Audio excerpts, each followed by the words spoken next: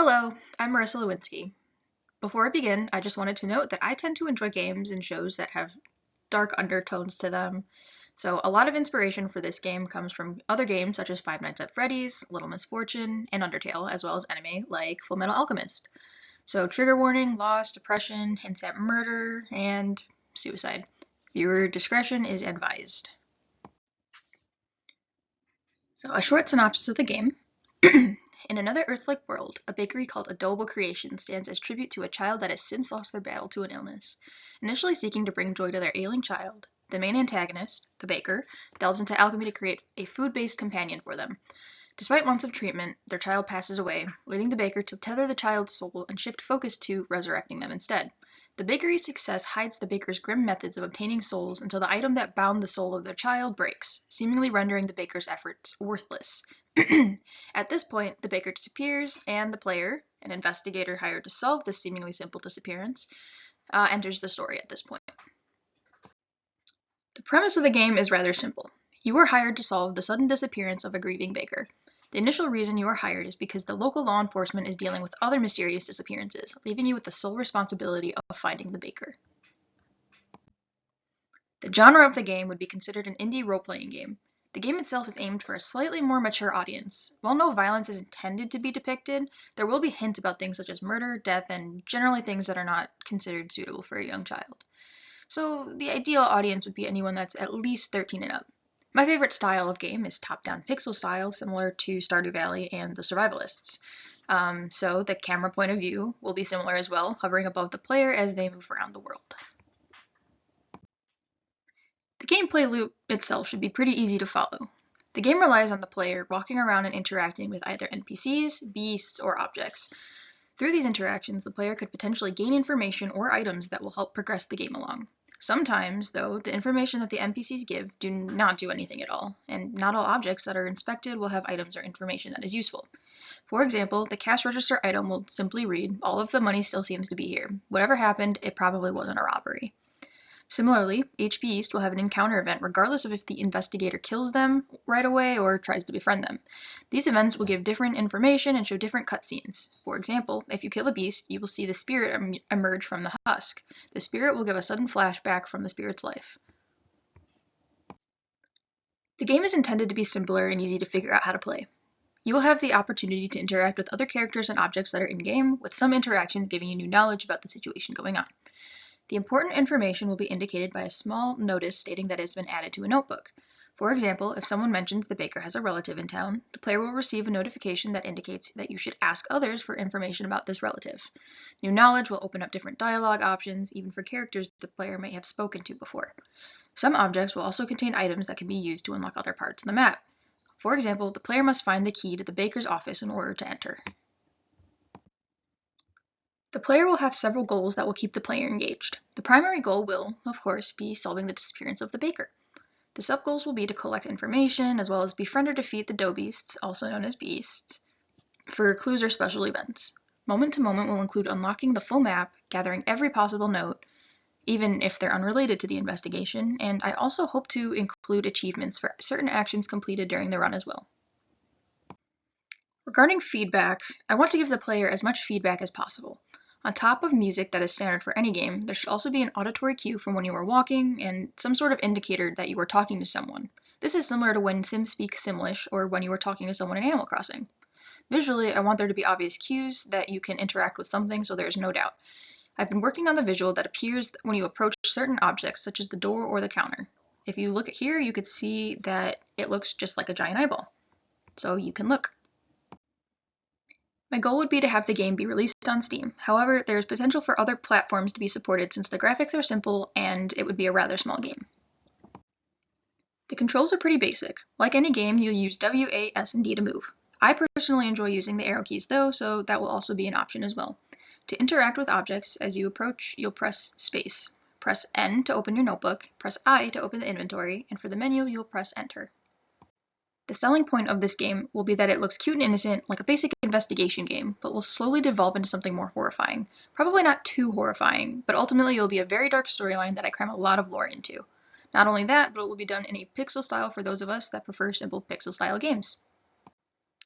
Pitch is over. Any questions? With the main game pitch complete, here's a backlog pitch complete with a variety of details about the game. The theme of the game is solving a mystery, but I also wanted to touch on the importance of dealing with grief. The game occurs due to the baker being unable to handle his grief, causing a rather drastic meltdown that leads him to a very dark path. Given that the game is completed by checking out everything in the environment, another theme could potentially be curiosity and learning things by figuring it out for yourself. The general mood of the game is meant to be laid back and make the player curious about what happened. The tone should shift to be more emotional as you learn about the baker, their family, and the events that occurred prior to this investigation. These emotions can range from anger, disgust, or just apathetic depending on how you feel about the baker.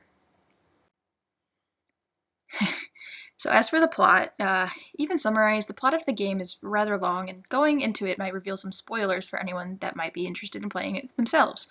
So I won't be going deeply into specifics, especially because the finer details of the story may change as I work on it. But the game will start out with the player being hired to figure out the disappearance of the baker while the rest of law enforcement agents focus on their own cases. Through talking to other NPCs, the player will learn about a string of disappearances where no bodies have been recovered, so the player is on their own. To start building a case, they start exploring the bakery, a Noble Creations. The player will also have to visit places like the hospital, a local farm where the baker's brother lives, and a library to find out the layout of the building, and so on. Every location available will be deliberate, and with every clue the player will be able to put together the missing baker's story. The story that unravels follows key moments in the baker's life, such as how he met his wife, the birth of Marion, what happens after Marion's death, and so on. Eventually, after a long investigation, the baker is apprehended and the bakery is closed for good. A law is also put in place condemning the use of animal souls in alchemy. The layout of the user interface should also be fairly simple to follow. When you start the game, you'll be greeted by a start screen that has 3 options: New Game, Continue Game, and Settings. Settings will, of course, open the Settings tab. This will be where you configure your controls and mess with the audio settings. When you hit Continue Game or New Game, you start the gameplay. To play, you have 5 options. Open the inventory to see the items you've gathered, open your notebook to see the clues and other information you've gathered, use space to interact with an object if the player has the eyeball symbol over their head, and WASD to move, or the arrow keys, or whatever else is configured if so preferred, and you use the Enter button to open the menu. Opening the menu will have a save and quit option. Location-wise, the main hub is going to be the main street. However, it would make no sense for everything to be on one street, so I plan for the player to be able to choose to call a cab to reach places that realistically wouldn't be directly next to a bakery. The game itself should not be super large. As such, most, if not all, laptops and computers should be able to run this game by the time I'm complete with it. The graphics are simple pixel style, and the general size should not be too large. As such, if you have a device that can download Steam, I'm pretty confident that anyone will be able to download and play this game. The game will not have levels per se, so it doesn't get harder as you progress. This is not a skill-based game. Rather, the player will simply be given new things to look into as they gain more information from the environment. I've been working on this layout, and so far, I have the general bakery layout, as well as some items that you are able to walk up to. At this moment, the door blocks the way into the baker's office, and eventually a staircase will be added to indicate that there is an upper level. Upon finding the key to unlock the door, you gain access to both the office and the upper level. The cash register will have dialogue, but nothing important will be given upon interacting with this object at any time. I'm still deciding on if I want anything to be found in the counter or not. Some items I have so far, just generally in the game, include a treat that allows you to befriend one of the beasts, a key that opens the office door, and a map that allows the user to find the hidden passage to the basement. There are a variety of important people that are in the game. I've already mentioned them in some capacity in this video. I'm sure there will be more added to this list as I develop the game, but for now, the list is as follows. To start, we have the investigator, also known as the player character. There's no character customization options for this game. That would take way too long, so the sprite sheet has been shown here. Then we have the baker. Currently, his name is Mr. Poland, and his daughter that passed away was named Marion. The player will also interact with the baker's brother. The brother has the key to the office area that was given to him during the time that Marion was alive and in the hospital. Mr. Poland just forgot that he gave him the key. It's fine. The other important character to note is Beast number 001. She was the first soul that survived the ritual, but it was imperfect. Because of this, she will look like something out of a horror film rather than a cute little creature. She isn't bad, but she does initially attack the player out of fear. This bridges well into the important objects I have planned. I will definitely be adding more, but I have yet to develop the full storyline. The first item is a little treat that can be found by rummaging through the baker's cupboards in the kitchen. Not finding this treat will not break the game, but it will make it much harder to befriend 001. You would most likely have to either run away or kill her instead. Then we have the key which unlocks the office door via the brother that I've mentioned a few times now. Finally, there's the map that you obtain from 001 that allows you to enter the lower level. If she doesn't draw it out for you right away after giving her the treat, the map will also be revealed in a flashback and given to the player anyway by the ghost of her. Some ideas I have also involve trading to bribe NPCs to give you more information, but I haven't entirely gotten that far yet. The fight mechanics are largely based on the Undertale fight mechanics. The idea is to be more pacifistic and not actually harm the beasts. But sometimes people want to choose violence, and I'm not one to stop them. The user interface is simplistic as to not overwhelm the user. Some calmer, more friendly, and tame beasts will be able to be befriended without going into the fight screen, but others will be way too erratic and will need to be calmed down before anything can be given. As such, the player will initially have 3 options: attack, action, and flee. The battle is dependent on 2 things: the HP bar and the rage bar. The HP bar, or the hit point bar, is simply how much health the beast has before it is too weak to attack back. The rage bar, on the other hand, impacts both how strong the beast's attacks are and how the beast will react to you. A higher rage bar will lead to more erratic and more frequent and hard-hitting attacks, while a lower rage bar will lead to more passive interactions with a lower attack. To make the rage bar decrease, the player will have to choose the passive route. The rage bar increases with each attack. Due to the aforementioned battle system, I needed a level system that will impact the stats of the player. Each time the player successfully befriends or kills a beast, their knowledge of beasts will increase. Because of this, different actions will be unlocked as the player levels up. With each level up, new skills will be available to the player.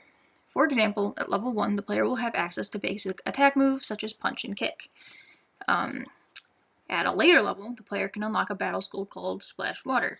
This will leave the beast temporarily paralyzed and easier to attack. This is because soggy pastries, I imagine, would have a harder time moving. Attacks are not the only thing unlocked, though. New pacifist actions will be offered. Level 1 options would be similar to Cokes and offer Pocket Snack. Later level options would reveal that the beasts enjoy eating yeast, so Offer Yeast would replace Offer Snack. One key event I have planned is that if the player has already figured out the identity of a beast that was made with a human soul, this is done by investigation, the player will be able to use the action Call by Name. This will remind the beast of who they are, and it can lead to either the rage bar increasing as they grow more erratic, or decreasing as they realize someone knows who they are and will help them. This is purely dependent on who the soul is and what they were like in life. Like I've mentioned, I want the game to look really cute. Bright colors, pastels, rounded objects, things that you would generally associate with a simple, friendly game. Later in the game, though, you will unlock the upper and lower levels of the bakery. These 2 areas in specific, as well as the monsters that are associated with it, would be a stark contrast to the rest of the game. It will intentionally be jarring and seem out of place, and that's why I'm going to really enjoy building this game. I've decided to use Godot for this game due to the 2D nature not requiring something super heavy. Godot has been incredibly easy for me to figure out. For pixel art, I use Clip Studio Paint, mostly because that is what I'm used to, but they also have animation capabilities that make animating sprites pretty easy. Something similar would be Sprite, but as of right now, Clip Studio Paint gets the job done, and I don't intend on changing. For version control, I use GitHub, which has been useful already as I just got my school-sanctioned laptop, and it now allows me to work with 2 laptops on this project. Now, Godot allows you to write scripts pretty easily in the program itself, and it automatically attaches them to the specific items, but I also have Visual Studio Code as a backup. The audio is what I find most challenging, but I noticed that Itch.io offers a range of free assets. I could also choose to use WYs and Logic X Pro, though I've never tried them and it would likely take some trial and error to make something I enjoy. And these are the sources. Thank you so much for watching my presentation, and have a good rest of your day. Thank you.